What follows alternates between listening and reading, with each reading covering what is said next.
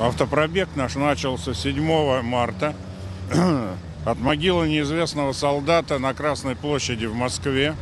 И мы с тех пор едем по городам-героям, потому что главное лозунг автопробега, главная памятная дата 2015 года – это 70-летие Великой Победы советского народа в Великой Отечественной войне.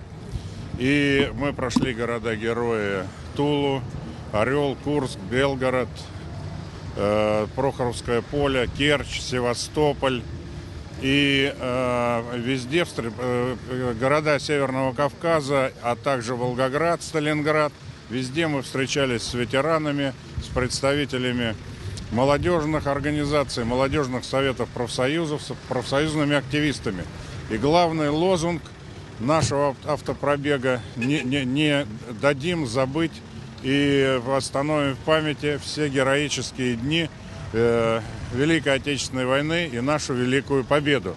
2015 год также знаменательный год для профсоюзов, потому что 110 лет исполняется организованному профсоюзному движению в России и 25 лет нашей организации Федерации независимых профсоюзов России. Вот этому посвящен автопробег. Участвует 24 человека. Это постоянно, но вы видите, как и в Якутске, так и во всех других регионах нашей страны присоединяются к нам профсоюзные активисты, представители различных профсоюзов, и фактически пробег приобрел такой всероссийский уровень.